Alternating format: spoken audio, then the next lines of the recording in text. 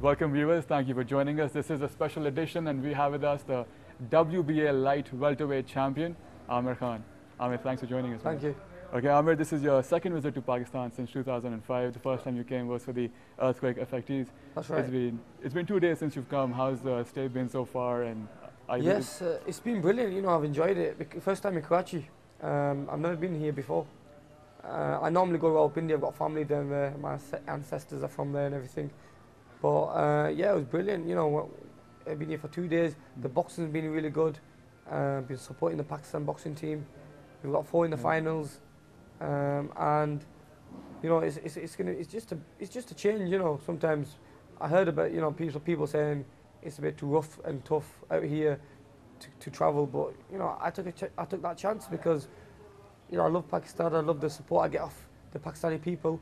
So I have to come here and show my bit. And your parents are originally from Pakistan. Did they tell you anything about Karachi and what you can expect here? Has it lived up to your expectations so far? Oh, it has, yeah, it's brilliant. You know, I went out for a little walk yesterday, went to a nice coffee shop and also got a nice chocolate cake and just relaxed. And, you know, it's brilliant. You know, I'm here for work. I'm here just to, I'm here for the Benazir Bhutto boxing tournament.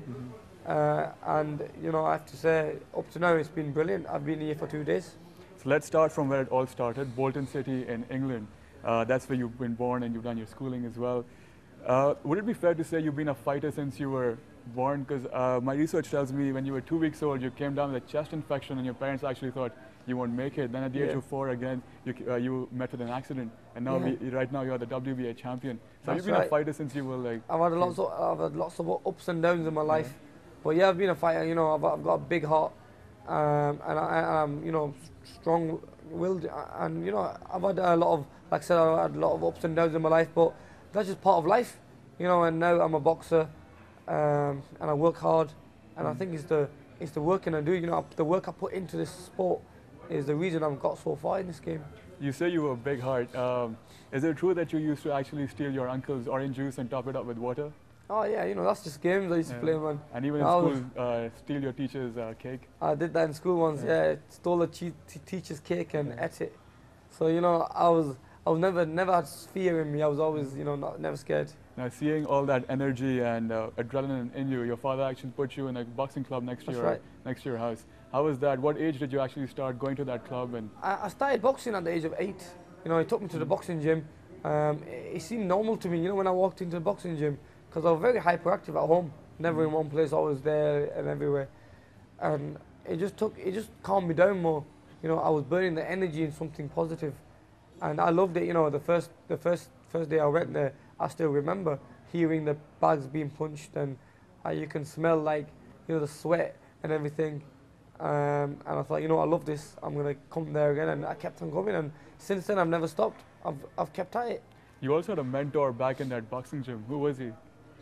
I had a few friends who used to come there first, and when they found out how hard boxing was, they gave up.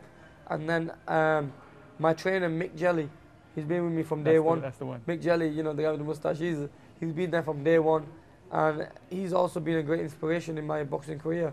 You know, he used to tell me what to do, coach me, and he's always been, you know, been with me. Even though now I'm a professional, I've left the amateur scene, he's still with me, you know, I still look after him, take him to all my fights, pay for everything for him and look after him, yeah. I find out that besides boxing, you're also a very good runner. You actually were the 1500 meter champion in Greater Manchester.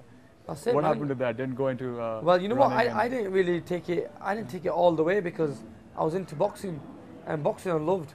And what happened was the day I was supposed to compete for Greater Manchester against maybe another nation like Yorkshire, I had something on. I couldn't go because I had a boxing fight on that night, so I took boxing. But boxing is my number one sport. We're glad that you took back boxing, and this is where you actually come out. This is where I am now. Look where I am now.